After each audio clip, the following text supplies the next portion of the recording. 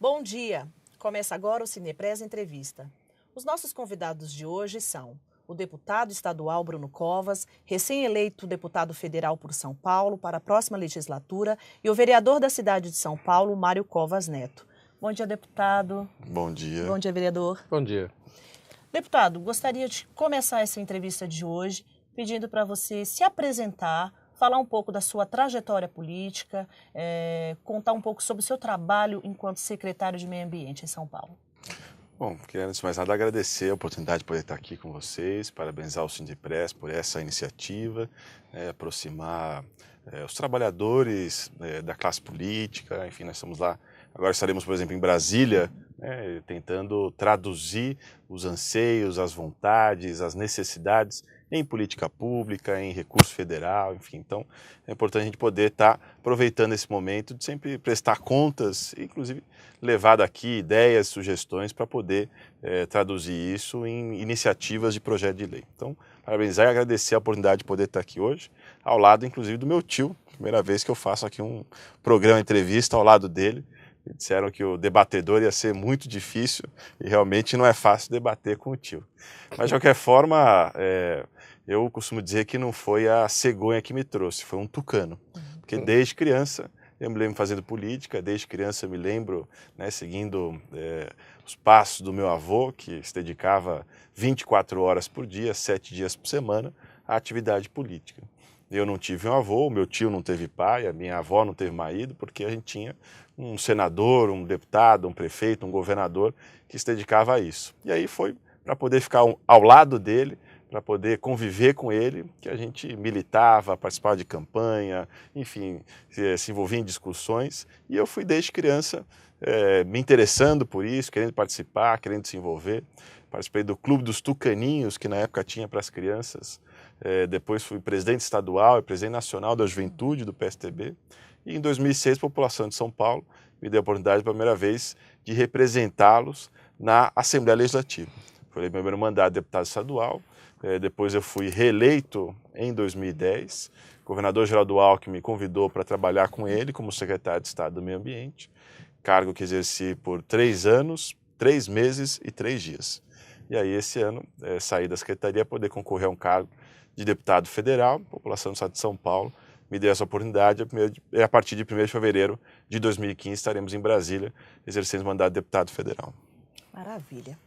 Vereador, aproveitando também a oportunidade, queria que você contasse um pouco aqui para quem está nos assistindo, sua trajetória política, porque, se eu não me engano, esse é seu primeiro mandato, né? Então, quer dizer, apesar de ter nascido dentro de uma história de política muito grande, é a primeira vez que o vereador se candidata e ganha.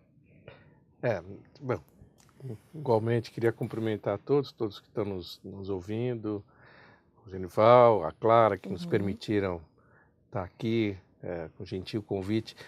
De fato, é a primeira vez que eu e o Bruno, que estamos aqui, enfim, na vida pública e tratando dos assuntos da cidade, do estado, temos a oportunidade de fazer um programa juntos. É uma coisa incrível e muito prazerosa que isso tenha acontecido aqui. Eu, ao contrário do Bruno, o Bruno tem uma vida que foi pautada em alguém que queria seguir a vida pública. O Bruno fez direito, fez economia, fez toda essa trajetória partidária, com a ideia de ser candidato. Antes mesmo de ser candidato, teve uma experiência na Assembleia Legislativa, na liderança do governo, durante um ano, e aí depois saiu candidato. Enfim, ele se preparou a vida dele para esta coisa.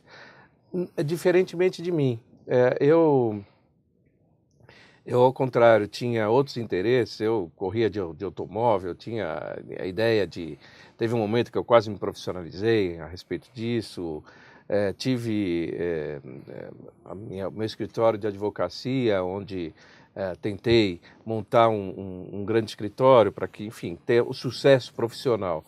E a política, eu participava de uma forma, vamos dizer, periférica, né? Nas campanhas do meu pai, especialmente depois que ele voltou da cassação, desde 82, tive a oportunidade de participar de todas as campanhas, seja para deputado federal, para senador, para governador, para presidente da República. E depois disso, participação também em campanhas do Bruno mesmo, do Tião Farias. Então, mas era praticamente no momento da campanha eleitoral. Depois, no exercício do mandato, eu voltava para minhas atividades. Acho que o peso de ser filho do Mário Covas me fazia um pouco temer a comparação do desempenho entre ele e eu, não é? Eu acho que isso fez com que eu ficasse um pouco mais afastado. Mas talvez a entrada do Bruno tenha me incentivado. Desde que meu pai morreu, muitas vezes a gente era questionado por que a gente não com toda a experiência que a gente acumulou ao longo do tempo, por que não dedicar parte do seu tempo à vida pública? E, enfim, eu fui me convencendo de que talvez eu tivesse uma preocupação muito exagerada em relação a essa comparação. Eu vou tentar, né? Porque, no final das contas, como o político ele passa por um processo eleitoral de tempos em tempos, é uma forma de a população aferir se você está agradando ou não, não é? Então, eu falei, vamos em frente, e se eu conseguir me eleger, muito bem, se eu não conseguir me eleger, paciência, vou para casa. E, felizmente, eu consegui me eleger, uma votação muito boa, e o que eu pretendo agora é exatamente tentar corresponder àqueles votos que eu tive. Se eu conseguir isso, na próxima eleição, quem sabe eu sou reconduzido. Se eu não conseguir, paciência. Eu pelo menos vou tentar, e estou tentando, fazer o melhor possível para corresponder ao voto de confiança que foi dado. Perfeito. Bom, hoje nós vamos falar um pouco sobre sustentabilidade e o desenvolvimento da cidade de São Paulo. Primeira pergunta aqui para o deputado. Deputado, quais são as atribuições, como é a atuação e o cotidiano de um deputado hoje? Olha, o deputado ele não tem rotina, né? Aliás, cada dia é uma novidade. Você tem que representar, né, não só a parcela do eleitorado que acreditou em você, mas o partido político ao qual você representa, enfim, as ideias, as filosofias, e tentar conviver, né, com o diferente, porque na Assembleia Legislativa são 94 deputados, na Câmara Municipal são 55 vereadores, no Congresso Nacional são 513 deputados federais, e cada um com a sua história de vida, cada um com as suas ideologias, cada um com o seu eleitorado, cada um com a defesa legítima dos interesses que está lá defendendo no parlamento. E você tem que tentar, né, aglutinar e somar essas forças para poder traduzir isso na construção de leis, na construção de políticas públicas. A função do deputado é basicamente dividida em 3 ações. A função de legislar, que é exatamente essa, que é a do parlamento, que é discutir projeto nas comissões, discutir projeto no plenário, tentar aprovar, né, tentar criar consensos para a aprovação desses projetos. A função de fiscalizar, verificar se o recurso está chegando aonde tem que chegar, se a licitação está sendo feita da forma certa, verificar junto ao governador, ao secretário de Estado, ao prefeito, aos secretários municipais, ao presidente e aos ministros, né, de que forma está se dando a aplicação do orçamento, de que forma está se dando a execução das obras públicas, e a função de representar, né, de fazer essa aproximação entre sociedade e governo, né, de levar a atenção do poder público às ações e às ideias que você acha necessário. Governar é escolher, né, o governador, o presidente, o prefeito, não tem como atender e resolver todos os problemas que estão aí colocados. Ele precisa, dentro do orçamento, escolher. E você precisa convencê-lo de que aquela necessidade, que aquele problema é prioritário, né? Você precisa demonstrar que aquelas pessoas estão passando uma necessidade, estão passando uma aflição e precisam da atenção do governo. Então, o deputado ele acaba, né, muitas vezes, atender essas 3 funções, exercendo todos os papéis do time. Então, você começa o dia discutindo política de esportes, depois à tarde tem uma reunião com o secretário de Educação, à noite tem que votar um projeto sobre meio ambiente, você acaba tendo que participar e entender um pouco de todas as ações que acontecem. É como se no mesmo time você jogasse no gol, no ataque, na defesa e no meio de campo. Você precisa tentar entender, compreender e ter uma boa equipe que te ajude a fazer isso, né? A gente precisa reconhecer que não tem como saber todos os problemas, conhecer todos os assuntos. E você precisa ter uma equipe que te ajude a poder fazer isso, a te dar a garantia de fazer o bom debate, de fazer o enfrentamento e de levar adiante reivindicações que são realmente justas. Então, o papel do deputado ele é difícil, e aí tentando chegar com uma conclusão, ele é difícil de traduzir em números, né? Porque um gestor, um prefeito, um governador, um presidente, você compara, né, pela quantidade de quilômetros de estrada que fez, pela quantidade de escolas que construiu, pelo aumento que deu para o servidor, você consegue traduzir isso em números. Mas o papel de um legislador é muito difícil, né? Vai falar, olha, quantos projetos aprovou? Mas depende do projeto, não é tão bom assim, né? Como é que você vai comparar o projeto de um com o projeto de outro? Então é um trabalho que muitas vezes fica mais para ser medido pelo qualitativo do que pelo quantitativo. E por isso, exatamente por isso, que a gente estimula as pessoas, né, a acompanharem, a participarem, a se envolverem. Hoje a internet possibilita as pessoas entrarem no nosso site, verificar aonde que a gente votou, onde que a gente deixou de votar, quais os interesses que nós estamos representando, enfim. As pessoas, a gente precisa estimular, né, essa cultura da participação, porque isso facilita ainda muito mais o nosso trabalho. Vereador, a pergunta parece óbvia, né? Mas é uma informação que às vezes as pessoas não sabem, né? Então eu queria aproveitar e pedir aqui para que o senhor também possa falar um pouco sobre o trabalho do vereador hoje, em especial na cidade de São Paulo, né? Então, eu queria acrescentar algo que o Bruno falou. Eu acho que a atividade do político ela é muito parecida com a atividade do médico, por exemplo. O médico, eu tenho um primo que é médico e a gente, quando era jovem, né, saía de noite e tal, e eu para brincar com ele, cada vez que a gente conhecia uma menina nova tal, eu logo dizia que ele era médico. E ela sempre tinha uma dorzinha que ela ia mostrar para ele e tal, dizendo... Enfim, o sujeito médico ele não consegue se despir da condição de ser médico. Eu acho que política é a mesma coisa. Você faz política 24 horas por dia. Estar no plenário ou não estar no plenário, muitas vezes a gente vê aquela imagem de um plenário vazio e a impressão que dá é de que o político não trabalha. Não é isso. O plenário ele pode estar vazio ou não depende tanto da presença do político, porque você precisa estar no plenário na hora que você vai ter a votação. Na hora que você tem discussão, você pode ou não estar. E o fato de não estar não significa que você está em casa ou no clube ou na praia. Não, você pode estar trabalhando fazendo isso, ou no seu gabinete ou fora do seu gabinete. A gente tem sessões em determinados dias da semana. Mas fora isso você tem comissões, várias comissões, você tem comissão parlamentar de inquérito, você tem as comissões tradicionais da casa, as frentes parlamentares, fora que você tem uma série de pessoas e entidades que procuram para tentar resolver as suas demandas, seus problemas, etc. Então você vive isso 24 horas por dia. Acho que aqui, no caso da cidade de São Paulo, eu considero que veja, nós estamos aqui falando do quarto orçamento do país.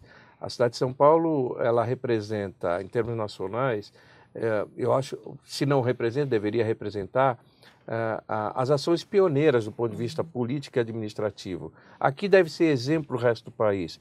Aqui a gente tem que estar na frente do resto do país e demonstrando com o nosso exemplo as políticas que dão certo e também aquelas que não dão certo, né?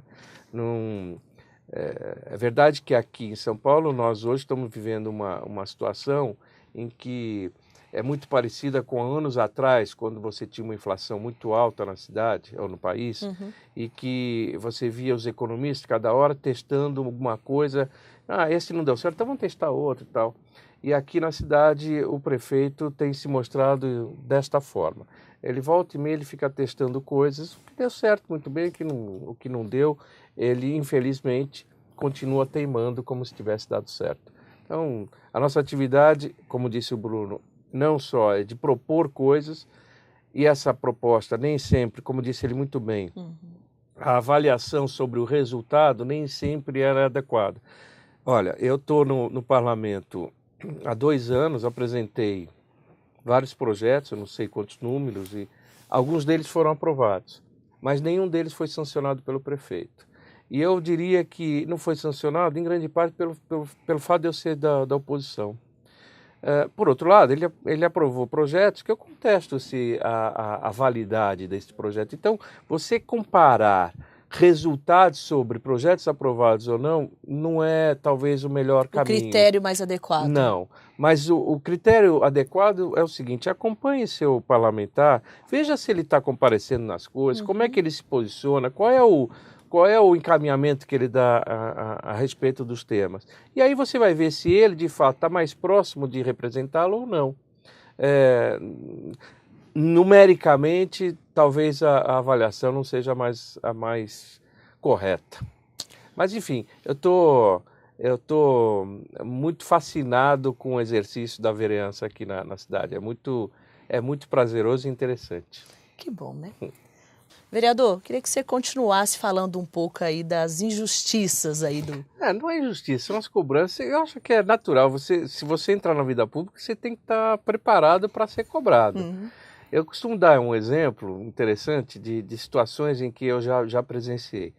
Imagina a seguinte situação, como o Bruno agora acabou de se eleger deputado federal, tenho certeza que ele será um deputado federal atuante como foi como deputado estadual, então ele vai para Brasília, vai ficar lá de segunda a sexta, enfim, fazendo as coisas que tem que fazer, fim de semana eventualmente vem para cá ou não, e aí um determinado dia, ele é um deputado presente, vai em todas as sessões e tal, participa, um determinado dia ele recebe um telefonema aqui no Genival dizendo o seguinte: nós vamos comemorar um evento muito importante aqui para o sindicato, eu faço questão que você esteja presente, porque afinal de contas você vai nos prestigiar e tal. E o Bruno fala assim: muito bem, eu vou sim. Quando é? É numa quarta-feira, mas olha, é em Bauru, né? Aí o Bruno, poxa, quarta-feira é bem no meio da semana, aqui em Brasília, é complicado. Mas é fundamental sua presença. Aí o Bruno pega, eu vou dar um jeito. Vai lá no Congresso ainda na quarta de manhã, ainda pega um pedaço da sessão, sai correndo de lá, pega o avião, vem para cá, desce em São Paulo, pega o carro, vai para Bauru, chega lá, se arrumando, entra no lugar cheio de gente. E o primeiro que vem fala assim: pô, deputado, tamanha quarta-feira e você aqui em Bauru? Não tinha que estar lá em Brasília? Aí ele explica a situação toda, tal. Sai esse, vem o segundo e fala assim: bonito, né, deputado? Na eleição o senhor vivia aqui, agora o senhor desapareceu. Quer dizer, você está sempre se explicando qual é a sua situação. Mas eu acho que isso faz parte mesmo. E aí você tem que dar atenção, porque como a gente acaba sendo remunerado pelo cidadão, pelo conjunto da sociedade, é natural que a gente seja cobrado mesmo, né? Tem que ter essa compreensão. E no final das contas, ele olha para você, ainda que ele tenha alguma intimidade, algum conhecimento, ele olha para você da mesma forma que ele olha qualquer político. E a classe política, convenhamos, ela não tem uma imagem, vamos dizer... positiva, né? Então, a gente tem que ter um pouco de compreensão e tem que ter paciência para explicar. Bastante. Deputado, vamos mudar um pouquinho aqui o nosso assunto. A questão ambiental, ela vem tomando uma determinada importância nas últimas 3 décadas, né? Não só no mundo como no Brasil, em função das nossas matas virgens, das nossas grandes áreas verdes. Eu queria que o deputado falasse um pouco sobre a importância desse assunto, desse tema. Hoje, pesquisas mostram que praticamente 90% da população brasileira já entende o meio ambiente como uma questão importante. É bem verdade que as mesmas pesquisas mostram que 70% da população ainda não mudou o seu padrão de vida, o seu padrão de consumo e não tem feito nada para ajudar o meio ambiente. Ainda falta virar essa outra página, que é as pessoas às vezes abrirem mão de satisfações e comodismos individuais para pensar num benefício coletivo. De qualquer forma, eu acho que nós estamos vivendo essa transformação, né? Hoje as crianças na escola já aprendem, né? Já são instruídas a não jogar lixo na rua, a não deixar a torneira aberta, enfim, já está uma preocupação muito maior. E elas acabam levando isso para dentro de casa, acabam cobrando mais os pais, enfim. Então, eu acho que a gente está vivendo um período de transformação da população do ponto de vista da educação ambiental. Mas o meio ambiente, né, nada mais é do que um compromisso ético. Um compromisso ético da nossa geração com as futuras gerações. A garantia aos nossos filhos, aos nossos netos, às pessoas que nós nem vamos chegar a conhecer, de acesso a bens cada vez mais escassos. E a nossa grande luta, a nossa grande meta é o chamado desenvolvimento sustentável, né? Que hoje virou um grande guarda-chuva, né? Todo mundo fala, sustentabilidade, sustentabilidade, serve para qualquer coisa, mas, né, o conceito de sustentabilidade nada mais é do que você conseguir reunir as três esferas, o ambiental, o social e o econômico. Quer dizer, é gerar emprego, é gerar renda, mas preservar os recursos naturais. Muitas vezes isso significa um conflito, né? Muitas vezes, olha, vai ter uma nova indústria. E aí, não, mas essa nova indústria vai piorar a qualidade do ar, vai jogar mais sujeira no rio, vai piorar o viário, vai ter mais trânsito. Então, colocar na equação econômica variáveis que não eram colocadas no passado. Então, a gente não quer saber apenas quantos novos empregos uma indústria traz. A gente quer saber também qual é o impacto na qualidade do ar, qual é o impacto no viário, enfim, qual é o impacto na utilização da água, e aí verificar se é um crescimento bom, se é um crescimento sustentável, ou se é algo que é prejudicial e que lá na frente, mas que traga uma vantagem econômica no início, lá na frente significa um grande desperdício de recursos naturais. Então esse é o grande desafio que está colocado. Quando o governador Geraldo Alckmin me convidou para trabalhar com ele como secretário do Meio Ambiente, ele falou exatamente isso. Ele falou, olha, precisamos preservar os recursos naturais, mas tem em mente que isso serve para qualidade de vida da população. Não é preservar para preservar. É preservar, mas conciliar isso com crescimento, conciliar isso com a geração de emprego e renda. E o Estado de São Paulo vem fazendo a sua parte. O Estado de São Paulo é um estado pioneiro, inclusive, em políticas ambientais. Às vezes as pessoas acham, né, que a política ambiental ela acaba vindo para o Estado de São Paulo, quando na verdade é o contrário. O Estado de São Paulo acaba irradiando política ambiental para fora do Estado. Foi o primeiro Estado a ter uma política de resíduos sólidos. Em 2006 o Estado tinha uma lei estadual que tratava de resíduos sólidos, e isso fez com que em 2009, 3 anos depois, o Brasil tivesse uma política nacional de resíduos sólidos. Foi o primeiro estado a ter uma política sobre mudanças climáticas. Em 2009, o estado fez a sua política de mudanças climáticas, que fez com que depois o país adotasse também um padrão para reduzir as emissões de gás de efeito estufa. Enquanto hoje o Brasil vive a discussão de conter a devastação da Amazônia, né, conter o desmatamento, o estado de São Paulo vive uma situação de reflorestamento. Em 1992, na Eco 92, a cobertura vegetal do estado de São Paulo era de 14% do nosso território. Em 2012, na Rio+20, o governador Geraldo Alckmin foi lá comemorar que havíamos chegado a 17,5% de cobertura vegetal no estado de São Paulo. Então é um estado que está ampliando a sua cobertura vegetal. Enquanto hoje, de cada 10 toneladas de CO2 que são lançados para a atmosfera no país, 6 vem do desmatamento, isso aqui no estado de São Paulo é 0. Então, é um estado que já vem contribuindo, já vem fazendo a sua parte e que está cada vez mais mostrando para o mundo todo que é possível a gente buscar essa conciliação entre a geração de emprego e renda e a preservação dos recursos naturais. Ok. Vereador, como é que o senhor enxerga essas mesmas questões para a cidade de São Paulo? O Bruno, ele passou durante esses últimos 3 anos, 3 meses e 3 dias, debruçado sobre um tema específico, é um tema, eu diria que é a única bandeira hoje que ainda resiste ao longo do tempo, do ponto de vista político, ideológico e tal, é a questão ambiental. Todas as outras, as questões políticas já foram avançadas, seja Assembleia Nacional Constituinte, eleição direta para presidente, democracia, a voto da democracia, pluripartidarismo, tudo isso já foi conquistado.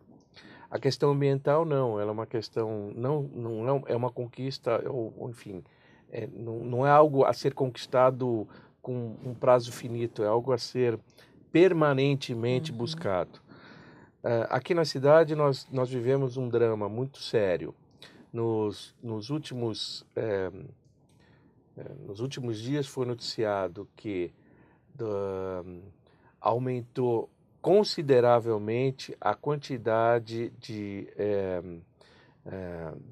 da piora da qualidade do ar da cidade. Nos últimos 7 anos, foi mais de 1.300 vezes que foi ultrapassado o limite máximo de poluentes na cidade de São Paulo.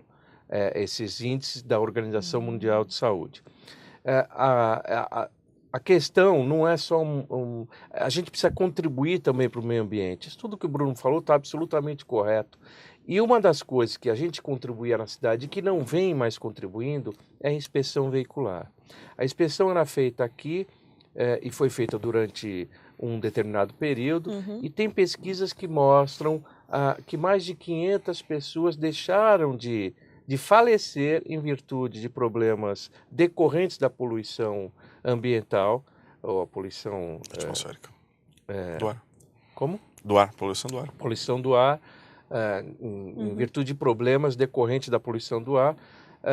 E agora, nos últimos dias, nesses últimos meses, desde o momento em que se acabou a inspeção veicular, porque o prefeito fez o seguinte, na campanha ele prometeu de que ele ia acabar com a taxa da inspeção. Mas quando ele assumiu, ele viu que acabar com a taxa era um grande problema, porque a empresa faz o serviço e ela tem que ser remunerada. Se as pessoas não forem pagar a taxa, quem vai pagar é a prefeitura. Aí ele se viu num problema, ele não podia prestar um serviço e não remunerar. E aí ele, para resolver o assunto, ele acabou com a inspeção. Né? Mais ou menos como a presidente Dilma está fazendo agora. Ela não cumpriu a lei de diretrizes orçamentárias, né? E agora o que ela fez foi mudar a lei. Não é tentar corrigir, ou enfim. A mesma coisa em relação a ele. Ele acabou com a inspeção, fez uma nova proposta de lei, essa lei foi contestada na Justiça. Em julho, o Tribunal de Justiça decidiu que a lei dele era regular, à exceção de um determinado assunto que era tirar da empresa e passar por várias empresas. E de julho para cá ele não tomou nenhuma atitude para realmente voltar a ter a inspeção. Com isso, dados também da indústria de autopeças mostram que os catalisadores, que talvez seja o componente do veículo que seja mais importante nessa coisa, diminuiu sua venda em 75% de um ano para o outro. O que mostra que você tem uma série de carros rodando pela cidade, com certeza, que estão emitindo muito mais poluentes que deveriam emitir. Então, a coisa ambiental não se deve só se restringir ou circunscrever à União ou à questão do Estado. A cidade tem responsabilidade sobre isso. Agora mesmo tem uma discussão sobre a criação do Parque dos Búfalos. O prefeito Kassab, anteriormente, tinha delimitado lá como um parque, para ser um parque futuro, do lado da represa. E o prefeito Haddad revogou isso e hoje há uma previsão de construção de 3.800 unidades habitacionais num lugar que tem 9 nascentes de água, do lado da represa, no momento que você vive uma crise hídrica sem precedentes nos últimos 84 anos. Ou seja, é preciso tomar um pouco de cuidado. É lógico que nós temos uma deficiência grande de habitação, mas há que considerar o seguinte, tem outros ambientes na cidade para se construir habitação, inclusive no ambiente ou na localização onde eu concordo com o prefeito, onde ele estimula para que seja feita, que é no centro da cidade. Afinal, aqui no centro você tem mais quantidade de empregos, então, e menos oferta de habitação. Ao contrário da periferia, onde é exatamente o inverso. Então é melhor que as pessoas venham morar mais próximo do emprego, porque aí você melhora a mobilidade, enfim, barateia o custo de vida das pessoas, só tem melhoria. Por que você vai fazer ou estimular que faz 3.800 unidades habitacionais na Pedreira, que é o extremo sul da cidade, do lado de um reservatório de água, que seria talvez a caixa d'água da cidade, correndo o risco de, mais cedo ou mais tarde, você ter,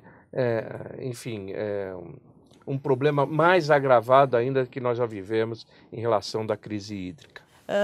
Deputado, vamos para a gente encerrar aqui o nosso programa. Na verdade, esse terceiro bloco ele é composto pelas perguntas dos internautas, mas antes de entrar nas perguntas dos internautas, eu queria que o deputado falasse um pouco sobre a questão da terceirização. Acredito que o deputado, de alguma forma, acompanha essa discussão toda, né? Em especial sobre a regulamentação da terceirização no Brasil. Que é uma luta antiga aqui do Sindipres, a gente vem acompanhando, né? Foi uma das questões que nos foram colocadas quando eu ainda estava concorrendo ao cargo de deputado federal, e sem sombra de dúvida vamos estar lá em Brasília a partir de 1º de fevereiro de 2015, sendo uma voz a defender essa regulamentação, né? A terceirização ela é um grande benefício, não só para a administração pública, mas até para as empresas privadas que acabam apostando nesse tipo de ação. Eu passei pela Secretaria de Meio Ambiente e vi que realmente em serviços que são hoje vocacionados praticamente a serem prestados por terceirizados, que prestam com muito mais competência, qualidade do que se fossem feitos pela própria administração.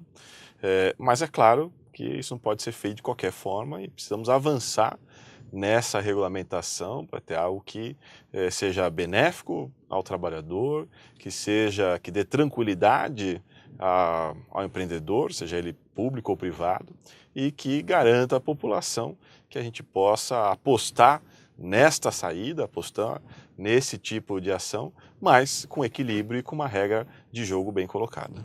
Ok. Vereador, queria aproveitar e ouvir também um pouco da opinião do vereador sobre essa questão da terceirização. Eu acho que o poder público, de modo geral, ele tem que ser mais enxuto.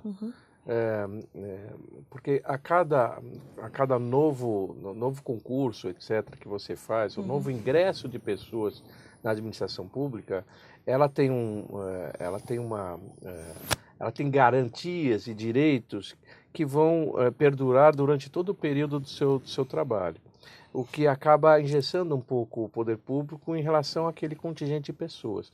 Por outro lado, o poder público, para poder desenvolver algumas ações pontuais, eu acho que é fundamental ele servir exatamente da iniciativa privada e, por isso, a terceirização é absolutamente fundamental. Aquilo que for a condição primária do Estado, enfim, do poder público, eu acho que ele pode ter um contingente de pessoas que são próprias da administração pública, a gente preparada para exercer esse tipo de papel. Mas aquelas ações que o Estado intervém para pontualmente, ou em serviços que não são fundamentais, ele não tem por que fazer isso. Fica mais barato para o Estado, é melhor para o trabalhador também, porque a remuneração pode ser melhor, enfim, e os resultados são mais facilmente alcançados. Tem vários exemplos assim, seja na área de hospitais, enfim, você tem vários exemplos assim de uma parceria entre o poder público e o privado e que desenvolve-se ações cujos resultados são, em alguns casos, facilmente comparáveis com algo que é feito diretamente pelo poder público e com grande vantagem para o terceirizado. Ok. Bom, agora sim, nós vamos entrar aqui na pergunta dos nossos internautas, que são previamente enviadas, né, para a TV Sindipres. Vamos ver aqui a primeira pergunta. São Paulo tem o desafio de pensar a cidade para idosos. Como fazer isso? Acho que talvez... Pela idade. Quem manda aqui, vereador? Sueli Faria, da cidade de Barueri, São Paulo. Então, eu faço parte lá da Comissão do Idoso na Câmara Municipal, talvez seja por essa razão a pergunta. Uhum. E tenho atuado nesses 2 anos muito fortemente nesse segmento. Aqui eu posso falar um pouco, é o seguinte, nós temos o Estatuto do Idoso que tem mais de 10 anos de vida e que foi um avanço importante, que você estabelece ali regras enfim, direitos dos idosos, mas que parcialmente está sendo cumprido. Você tem aqui na cidade, e posso falar mais pela cidade, que é o que eu tenho acompanhado com maior frequência, nós fizemos o ano passado, aliás, esse ano, ainda no primeiro semestre, um encontro das cidades acima de 500 mil habitantes que tinham as câmaras municipais que tinham ou Comissão de Direitos Humanos ou Comissão do Idoso, um encontro, um seminário de dia inteiro, e que ao final fizemos um documento que encaminhamos aos candidatos a presidente da República para que incorporasse no seu programa de governo ações para a terceira idade. Terceira idade ou melhor idade, ou enfim. Esse é um dado interessante. A gente, quando nasce, você nasce, é bebê, criança, jovem, adolescente e tal, até virar adulto, num espaço de 20 anos. O idoso é considerado idoso a partir de 60 anos até morrer. Mas só que o idoso de 60 anos hoje é alguém que muitas vezes está na plenitude da sua atividade física e ainda de trabalho, diferentemente daquele idoso de 90 anos ou até mais. É preciso, então, que você fatie também esses segmentos de idade, no meu entender, da mesma forma que você tem enfim, na primeira fase da vida, para que o poder público comece a estabelecer políticas voltadas para cada uma dessas faixas. Você tem uma ideia? No ano de 2012, durante todo o ano, só no estado de São Paulo, a Rede SUS atendeu cerca de 30 mil pessoas idosas decorrentes de quedas, acidentes em função de quedas. 30 mil pessoas. A população está ficando cada vez mais velha, está vivendo mais, portanto, mais sujeita a questões de riscos de saúde em virtude da idade. Sim. As doenças que são decorrentes da idade. Portanto, se a gente não se precaver rapidamente, o poder público, sobre essa situação, nós podemos ter um colapso na rede de saúde muito rapidamente. Daqui a 30 anos nós teremos cerca de 5 milhões de pessoas acima de 90 anos no país. 5 milhões de pessoas. Então, se fala assim, por exemplo, aqui na cidade de São Paulo, que há uma falta de vagas de creche entre 100 e 150 mil vagas, esse número é muito variável, entre 100 e 150 mil crianças que não conseguem ter vaga nas creches.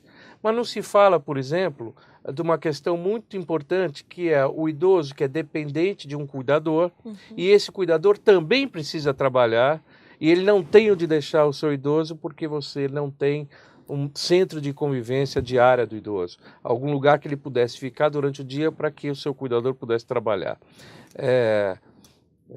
Há uma demanda grande nisso, é uma lei já aprovada na cidade para a criação desse centro-dia, o prefeito pôs no seu plano de metas a implantação de centro-dias, mas infelizmente hoje, no final de 2014, nós deveríamos ter 5 centros-dias funcionando e não temos nenhum.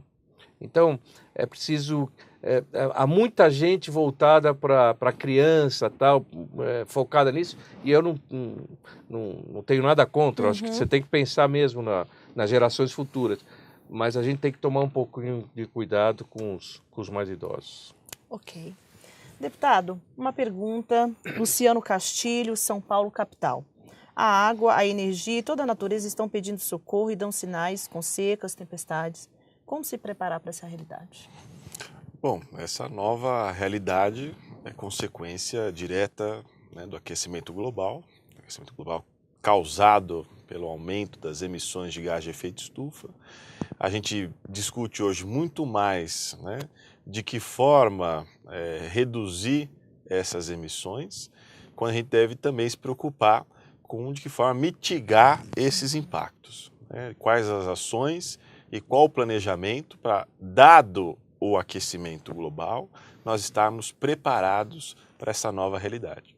A questão da água, né, já colocada aqui, a própria pergunta também traz essa lembrança, não é só a falta da água que nós estamos vivendo, é muitas vezes as grandes chuvas que se dão de forma esporádica, de forma rápida, de forma intensa, que precisam de uma grande rede preparada para poder conter, por exemplo, deslizamentos de encostas, né, salvar as pessoas.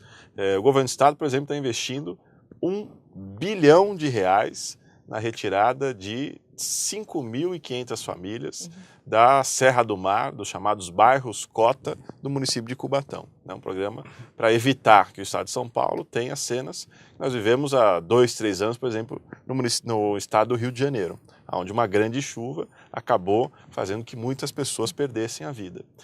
Junto com o Corpo de Bombeiros, junto com o Instituto Geológico, junto com os municípios, nós estamos apostando hoje no chamado conceito das cidades resilientes, que são as cidades que têm um corpo, né, uma organização para poder responder a esses grandes efeitos, a esses grandes mudanças, né, que são esses desastres naturais que acontecem de forma rápida e que você precisa ter um pessoal preparado, seja para avisar, seja para ter respostas rápidas a esses grandes acontecimentos. Então, essa organização vem acontecendo já aqui. O Estado, por exemplo, tem um programa que é o chamado Programa Município Verde Azul, onde nós pontuamos os municípios que fazem política ambiental e repassamos recursos àqueles municípios que fazem a lição de casa. E o grande conceito que vai se trabalhando agora é exatamente da cidade resiliente, da cidade que tem um corpo preparado para poder dar resposta rápida a esses grandes casos que acontecem exatamente advindos do aquecimento global. Maravilha. Bom, a gente está chegando ao final do programa. Eu quero aproveitar, pedir aqui para o deputado, para o vereador fazerem as suas últimas considerações. Bom, agradecer a oportunidade de poder estar aqui, aproveitar esse momento, né, de festas, e que a gente possa aproveitar o Natal, que a gente possa aproveitar o Ano Novo, para em família a gente renovar as nossas esperanças numa cidade de São Paulo, num estado, num país cada vez melhor.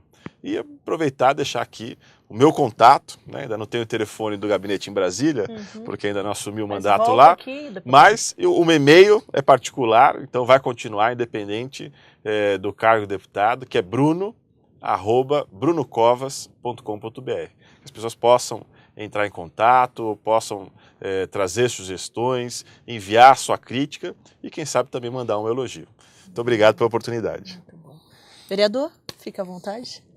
Então, da mesma forma, eu quero desejar a todos um Feliz Natal, que 2015 nós tenhamos no futuro a ideia de que esse foi o melhor ano das nossas vidas. Esse é o meu desejo. Gostaria muito que a gente também fizesse uma corrente positiva, porque eu imagino que, especialmente no Congresso Nacional, no que vem, nós viveremos um momento de turbulência do ponto de vista político muito sério. As denúncias de corrupção estão se sucedendo, envolvendo um sem número de pessoas, e acho que desse resultado nós vamos fazer uma triagem e certamente os melhores sobreviverão e a gente pode avançar um pouco mais.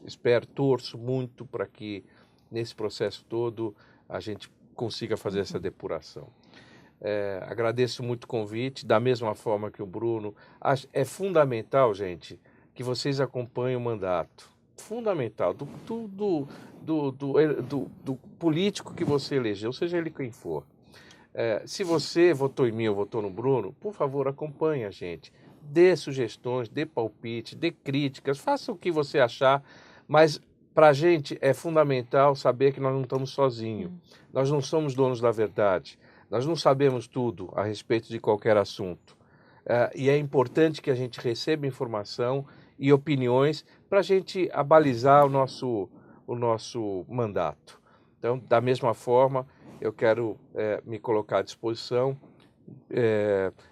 vou colocar meu site, divulgar meu site, porque lá você pode interagir melhor, que é www.mariocovasneto.com.br, e lá, enfim, você pode ver um pouco da atuação da gente e se corresponder. Fora aqueles que estão aqui em São Paulo, o gabinete na Câmara Municipal, aqui pertinho da sede do Sindipres, está à disposição para quem quiser ir lá e, quem sabe, tomar um café comigo. Muito bom. Deputado, vereador, muito obrigado pela presença de vocês aqui conosco.